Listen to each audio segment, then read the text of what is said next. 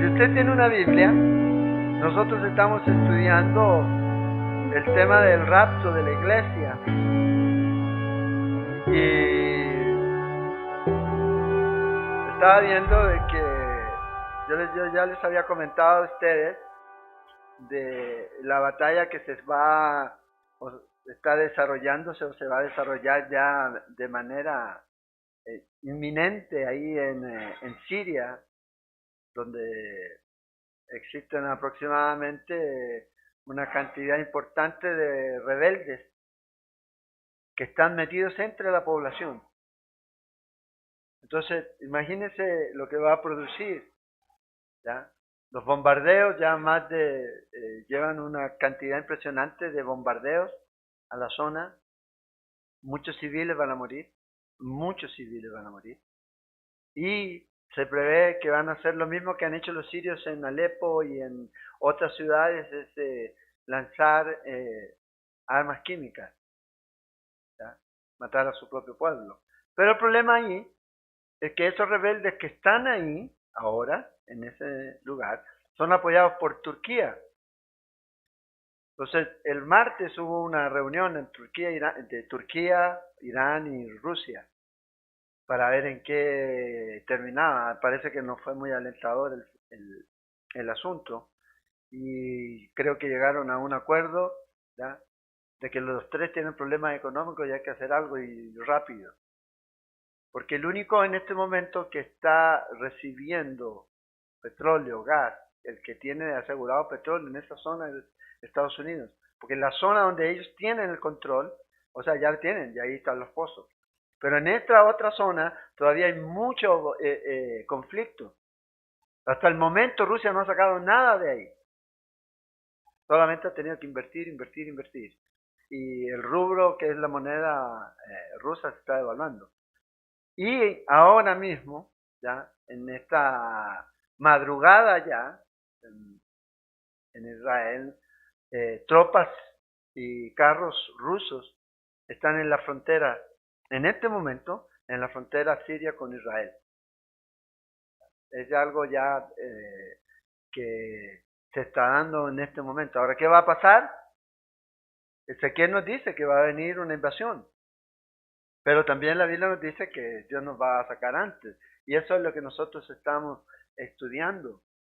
Y esa es la confianza que nosotros tenemos. El próximo jueves, si estamos aquí, porque no sabemos, ¿ya?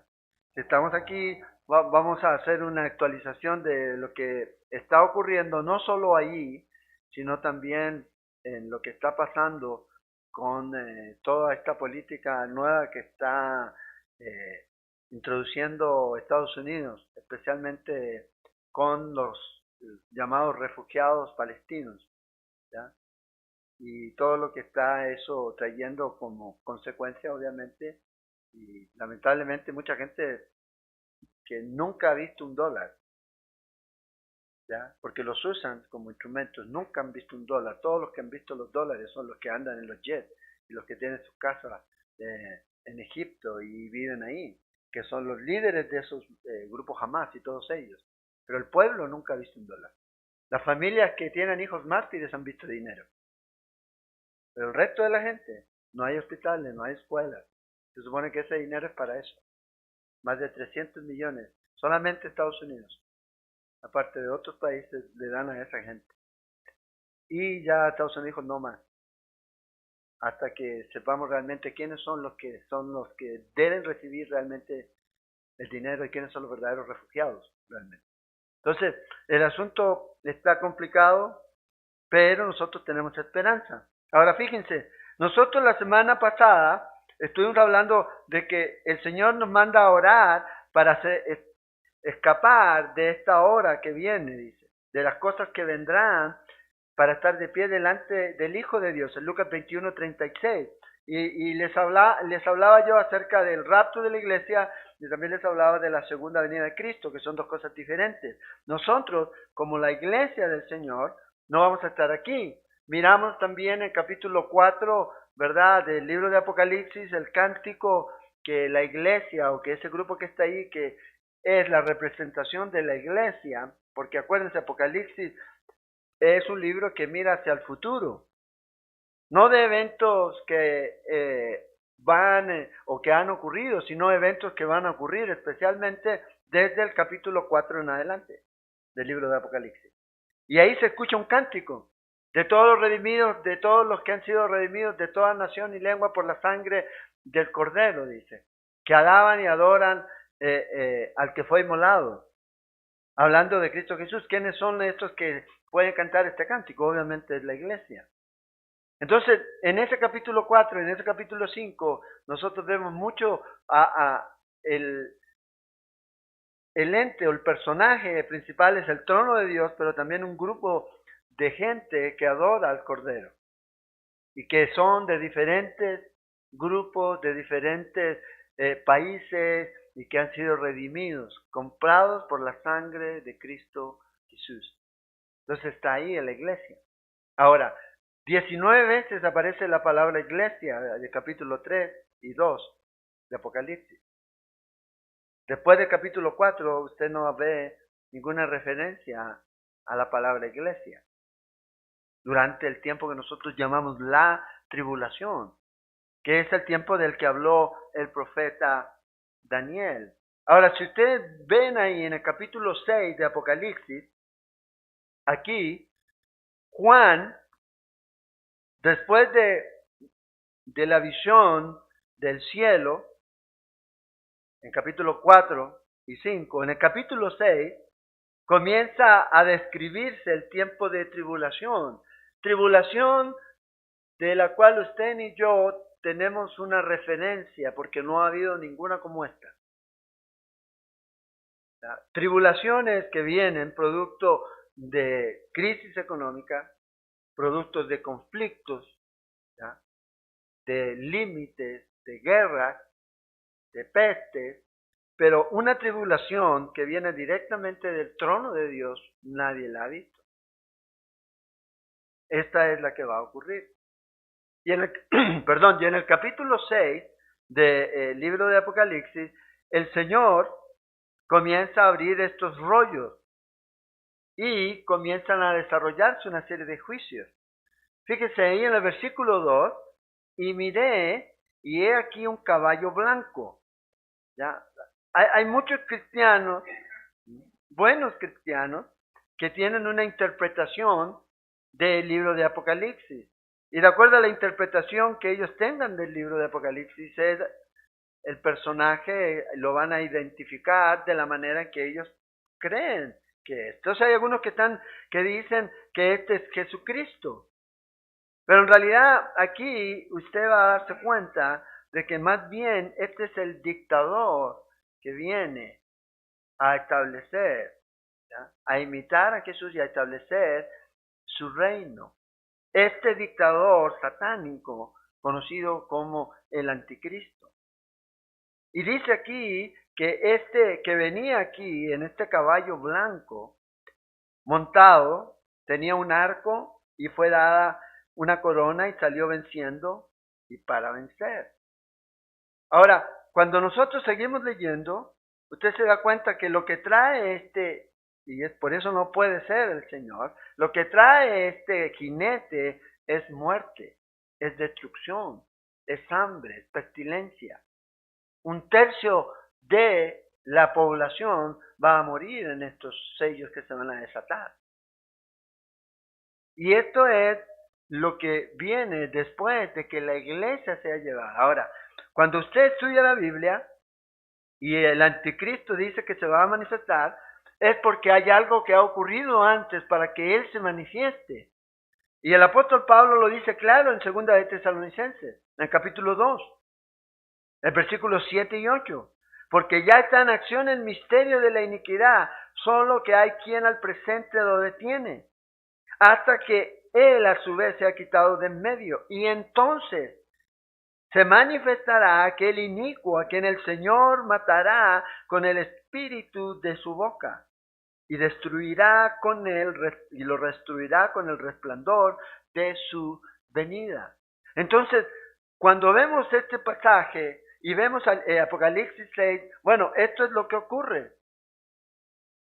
Cuando ya es quitado del medio lo que detiene que este hombre se manifieste, entonces se va a manifestar. Y va a venir a este mundo a imponer por 7 años, ¿ya?, un reino, que es el del anticristo, en donde lo único que va a producir es destrucción. Entonces, si usted marca en su Biblia, si usted tiene su Biblia, usted puede poner ahí en Apocalipsis 6:2 que puede comparar con 2 de Tesalonicenses, el capítulo 2, versos 7 y 8, porque corresponde a este pasaje. Porque fíjense, es quitado del medio. ¿Qué es quitado del medio? ¿Qué miramos nosotros en el capítulo 5 y el capítulo 4? ¿A la iglesia dónde? En el cielo. Ya no hay quien lo estorbe. El Espíritu Santo trabajando hacia la iglesia, ya es movida a la iglesia y ahora ya no hay restricción para este hombre. Y puede manifestarse y es lo que va a ocurrir.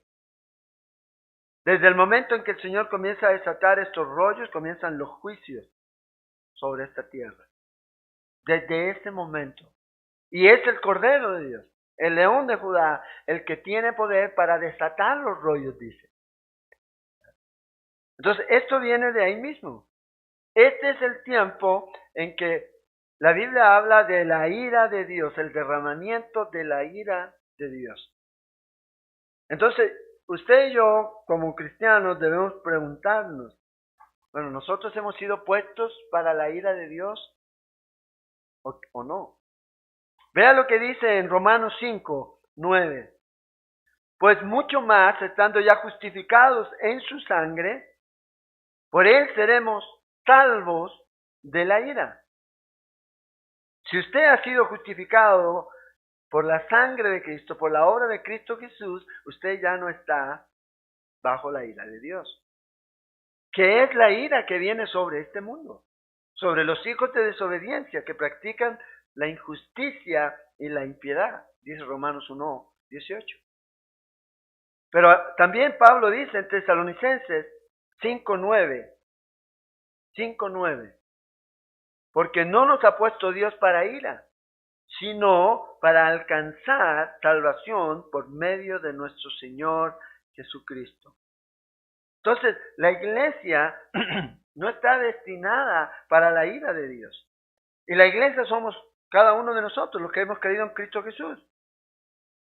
Porque la ira de Dios se revela otra vez desde el cielo contra todas estas personas que practican la impiedad y la injusticia.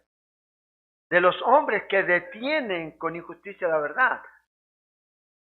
Para ellos es esa ira. Pero usted ya no está en esa posición. Porque usted es salvo, ya no hay ira. El pecado que nosotros teníamos y que nos condenaba y que nos hacía que fuéramos merecedores de la ira de Dios ya fue juzgado en la cruz. Entonces ya no estamos condenados. Ya no hay eso. Entonces podemos estar seguros de que no estamos para la ira de Dios. Y lo importante aquí es entender que Dios sencillamente, Él actúa de una manera. Él no va a cambiar. Él es constante. Porque Él nunca va a condenar ni va a llevar al justo con el injusto. Sería inconsistente con la naturaleza de Dios. Cuando nosotros leemos en el libro de Génesis, cuando el Señor está hablando con Abraham y Abraham le dice al Señor, ¿vas a destruir al justo con el injusto? Y el Señor le dice, no. No es así. Entonces, usted y yo como cristianos, en este momento, lo que estamos recibiendo es tribulación. Pero esta tribulación que estamos recibiendo ahora, ya sea por diferentes situaciones en nuestra vida, no proviene de Dios. Primero, proviene del mundo. El mundo nos odia. Eso es lo primero. Así que, si el mundo lo odia a usted, no debe sorprenderse de la persecución, de la tribulación, de todo lo que va a venir. Vea lo que dijo Jesús en Juan 15:18. Si el mundo os aborrece, sabed que a mí me han aborrecido antes que a vosotros. Usted no puede ser mayor que su maestro. Si con él lo hicieron, entonces, si somos sus discípulos, también vamos a ser aborrecidos. Eso es lo que va a ocurrir. Juan 16:33. Estas cosas os he hablado para que en mí tengáis paz. En el mundo tendréis aflicción, pero confiad, yo he vencido al mundo. Entonces, esta aflicción, este problema que vienen a nuestra vida, no proceden de Dios, no es de Dios. La iglesia está sometida hoy día a tribulaciones, a persecuciones, pero no provienen de Dios. Provienen del mundo y Satanás es su fuente. Es de ahí donde viene, no de otro lado. Entonces, Dios no es el culpable de esto. Pero si usted es creyente, si usted ha creído en el Señor, usted va a recibir esta persecución o esta tribulación. Entonces, si Satanás es la fuente de la tribulación, eso quiere decir que los hijos de Dios van a ser perseguidos. Que los cristianos van a ser perseguidos. Que los cristianos van a pasar dificultades en este mundo. Pero cuando Dios es la fuente del juicio, de la ira, el asunto es totalmente diferente. Recuerde, su pecado y mi pecado ya fue juzgado en la cruz. Por ende, ya no está la ira de Dios sobre mí, sino su gracia, su amor, su perdón en mi vida. No por lo que yo hice, sino por lo que Él hizo. Jesús llevó el juicio. ¿Por qué Jesús tenía que morir en esa cruz y morir de esa forma tan horrible? Porque alguien tenía que pagar el precio. Porque sin derramamiento de sangre no hay remisión de pecados. Nuestras culpas fueron pagadas ahí en la cruz. Por eso el apóstol Pablo dice en Colosenses que él las exhibió públicamente. Las actas que usted y yo teníamos, en donde decían culpable, culpable, culpable, culpable, fueron presentadas ahí como inocente, inocente, inocente, por lo que Cristo hizo en la cruz. Entonces nosotros no vamos a estar aquí cuando eso ocurra, porque Dios ya pagó el precio. Entonces podemos estar confiados que Dios nos va a mover de esta tierra antes de que esto venga. Hay dos tipos interesantes en el Antiguo Testamento. Uno de ellos es Noé. Noé, todos hemos escuchado de Noé, ¿verdad? El que construyó el arca. Y dice ahí en Génesis 6, que el versículo 5, que vio Jehová que la maldad de los hombres era mucha en la tierra, y que todo el signo de los pensamientos del corazón de ellos eran de continuo solamente al mal. Ahora, si usted se pregunta ahorita cómo está el mundo hoy día, está ahí. Todas las ideologías y todo ese tipo de cosas hoy día, ¿ya? El aborto, los matrimonios del mismo sexo, ¿ya? Y la ideología de género. Por ejemplo, en mi país acaba de aprobar ahora, ayer, ¿ya? Se acabó de aprobar este asunto de la ideología de género, que los niños desde 14 años pueden elegir qué quieren ser. Y los padres no pueden hacer nada. Ellos pueden decidir. Y la gente gritaba de alegría. ¿No? Imagínense. Solamente de continuo el mal. Y vea lo que dice aquí. Y se arrepintió Jehová. No es que se haya arrepentido. Esto es lo que llaman algunos un antropomorfismo. O sea, nos está tratando de mostrar algo que Dios está sintiendo de una manera en que usted y yo lo podamos entender, humanamente hablando. Entonces, no es que, ay, no sabía, no. Sencillamente le pesó haber hecho al hombre en la tierra. Pero esto no iba a terminar así. No iba a terminar así. Y le dolió en su corazón, dice, y dijo Jehová, raeré sobre la faz de la tierra a los hombres que he creado, desde el hombre hasta la bestia y hasta el reptil y las aves del cielo, pues me arrepiento de haberlos hecho. Pero, aquí hay un hombre. Noé, dice yo, gracia ante los ojos de Jehová. Dios no destruyó a Noé junto con todos los demás. ¿Por qué? Porque Noé era un hombre que halló gracia ante los ojos de Dios. Y luego fue justo. Es lo que ocurrió en Noé. Y ustedes ven, Noé fue guardado durante ese tiempo de tribulación. Durante ese tiempo. No fue destruido él y su familia. Y de ahí descendimos todos nosotros. De ahí viene todo, ¿ya? La raza humana. De ahí vienen todos los seres humanos. De ahí. No del mono ni nada, de ahí. Y de ahí viene también la falla genética de Noé. De ahí en adelante. Comenzamos a disminuir en nuestra cuesta o en nuestra capacidad de vivir miles o cientos de años, ¿ya?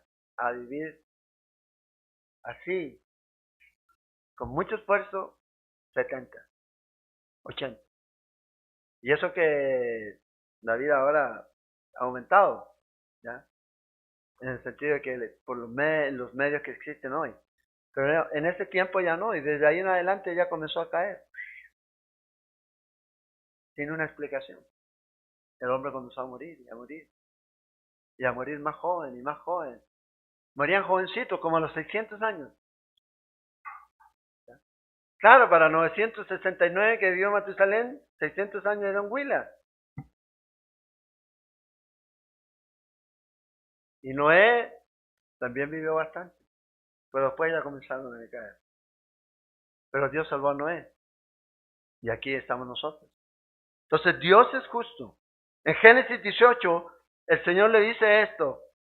El versículo 23 al 32, si usted está anotando ahí, este diálogo entre Abraham y Jesús. Dice, ¿y destruirás también al justo con el impío? Hace la pregunta Abraham. ¿Ya? Una pregunta bastante interesante. Y luego Abraham viene, en el verso 25, le dice, lejos de ti el hacer tal, que hagan morir al justo con el impío, y que sea el justo tratado como el impío. Nunca tal hagas. Y ahora vea lo que dice, el juez de toda la tierra, ¿No ha de hacer lo que es justo? Y vea lo que dice el Señor. Si yo hallare en Sodoma 50 justos dentro de esta ciudad, perdonaré a todo ese lugar por amor a ellos. Ese es el Dios justo. Él no va a destruir al justo con el impío. Por eso tuvo que salir este hombre llamado Lot. Porque Dios no iba a destruir Sodoma y Gomorra mientras hubiera un justo ahí. En 2 de Pedro, capítulo 2, versos 7 y 9, o al 9, dice, y hablando de Job, de Lot, dice, y él libró al justo Lot. Al justo Lot.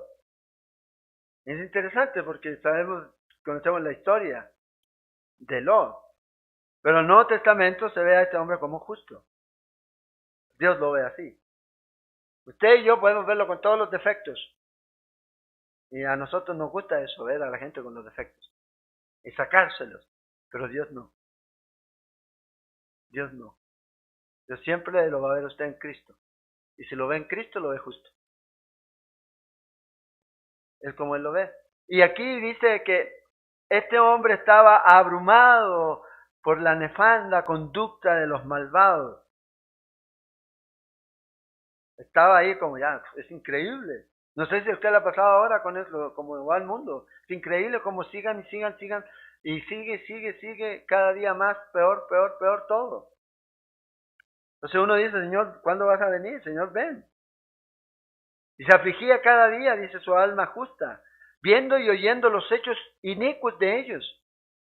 ¿Sabe el Señor librar? Dice, verso 9, de tentación a los piadosos y reservar a los injustos para ser castigados en el día del juicio. Esto es lo que el Señor va a hacer. Dios va a librar al justo, pero va a guardar al injusto para juicio. Y va a recibir el juicio de Dios. Entonces, el principio aquí fundamental es que el Señor de la tierra es justo. Y Él es imparcial. Y Él no va a destruir nunca al justo con el inicuo. Nunca lo va a hacer. Él lo va a sacar antes. Entonces, cuando el juicio de Dios o el juicio, la ira viene de parte de Dios, entonces el justo no está ahí. No está ahí. O sea, no vamos a estar ahí. ¿Por qué? Porque Dios nos va a librar. Nos va a librar. Entonces, Noé dice que fue sellado por Dios. Dios, le puso ahí. Y lo llevó el Señor a través de ese diluvio. A través de ese diluvio. Lo mismo va a hacer el Señor con estos 144,000 que aparecen en el libro de Apocalipsis. Dice que son sellados. No los quita de aquí, pero los guarda del mal. Y estos son judíos. 12,000 de cada nación. No son los testigos de Jehová. Ya pasaron ya los 144,000 hace mucho tiempo. A ellos, si no se van a tener que pelear entre ellos, ¿quién va a ser? Pero esos son judíos. Ahí mencionados en Apocalipsis 7. No van a sufrir el daño por medio o cuando estén en la tribulación. Ellos van a ser guardados en la tribulación. La iglesia va a ser guardada de la tribulación. No va a estar ahí. Y esto es la diferencia.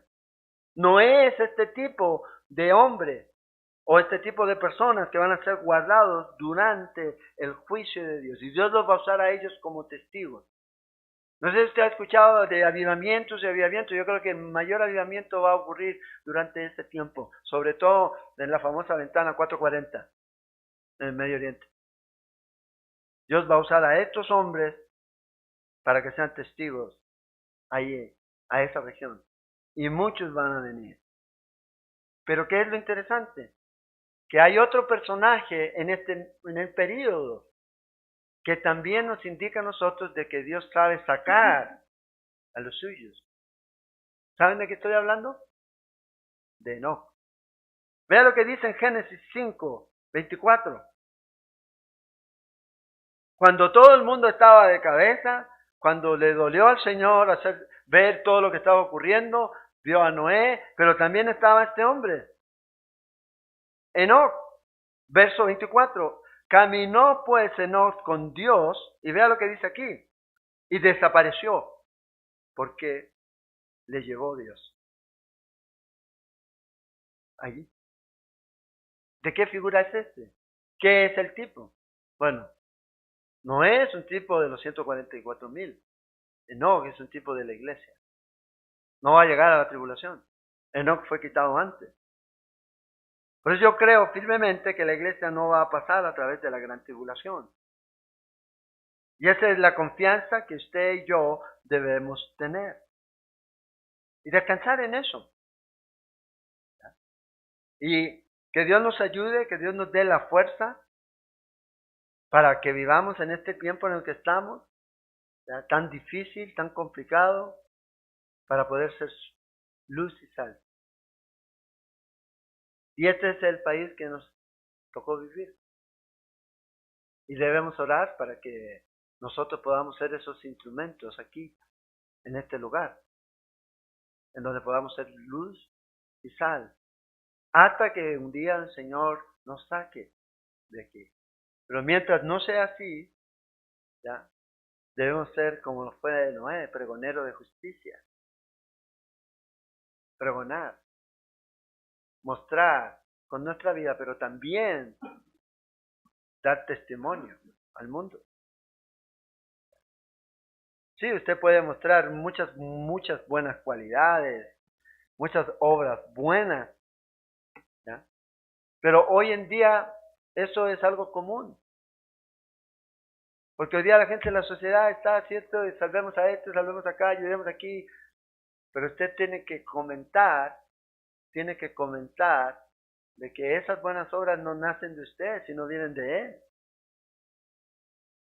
Y usted actúa en obediencia a Dios. En obediencia a Dios. Y la gente necesita escuchar esto. Que un día viene un juicio de Dios. Que esto no va a seguir así todo el tiempo. Un día Dios va a traer el juicio como nunca antes. Pero Dios antes se va a llevar a su iglesia. Y nosotros somos su iglesia. ¿Cuántos años nos quedan aquí? Yo no sé. Pero el tiempo que nos quede, que Dios nos permita ser útiles. Que nos permita ser realmente esos testigos de Él. De hacer y llevar a otros a Cristo y de hacer discípulos. Para que puedan también llegar donde usted quiere ir.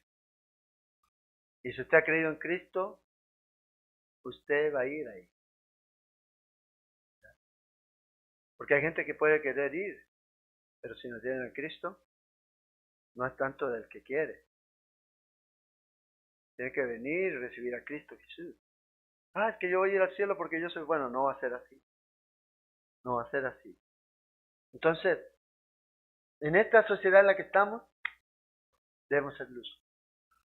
Mientras estemos aquí. Porque un día esto va a ser quitado en medio. Y las tinieblas se van a desatar como nunca antes. Usted no ha visto eso. A lo mejor usted antes de ser cristiano veía películas de terror o de miedo, ¿ya? Los que tenían esa libertad o siendo cristianos, esas películas medias diabólicas, ¿ya? Las criaturas y todo eso. Bueno, mucho de eso, si usted se fija, ¿de dónde toman ideas? De lo terrible que va a ser. Pero no llega a lo que realmente va a ser. La gente va a desear morir y no va a poder. No va a poder. Imagínate, imagínate. Por eso Dios nos ha dado esta esperanza. Pero esa esperanza que usted tiene que comunicarla a otros. Que más gente venga, que más gente venga a Él. Porque el tiempo es corto, los días son malos. No es tiempo de estar ocioso. Es tiempo de estar haciendo la obra que el Señor nos ha llamado a hacer. En cualquier momento suena la trompeta. Y cuando eso ocurre ya no hay más tiempo. Para nada más.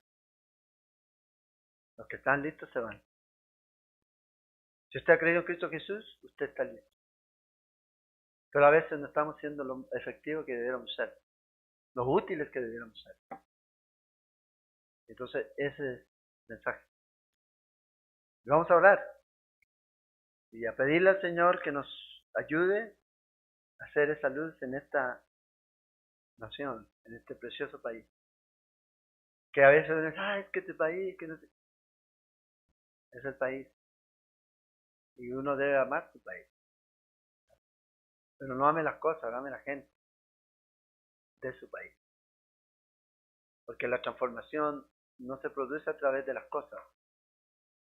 La transformación se produce a través de la gente. Y para que realmente exista transformación, necesita ser transformado el corazón de la gente. Mientras no sea así, va a ser muy difícil. Vamos a orar. Oremos, Señor, gracias por este tiempo. Gracias, Señor, por recordarnos que tú vienes por nosotros. Recordarnos, Señor, que no nos has puesto para ira. Recordarnos que podemos estar confiados en la obra que tú hiciste, que es suficiente. Pero también, Señor, que nos animes a poder ser útiles en tus manos, Señor, mientras esperamos tu venida, Padre. Oramos por eso, Señor. Danos fuego, danos pasión por ti, por tu palabra y también por aquellos que no te conocen. Y que tu Espíritu Santo, Señor, nos dé ese poder para ser testigos tuyos donde quiera que vamos, Señor. Oramos, Señor, y te pedimos tu bendición. Que tú continúes trabajando en nuestras vidas. Y te damos gracias, Señor. En el nombre de Jesús. Amén.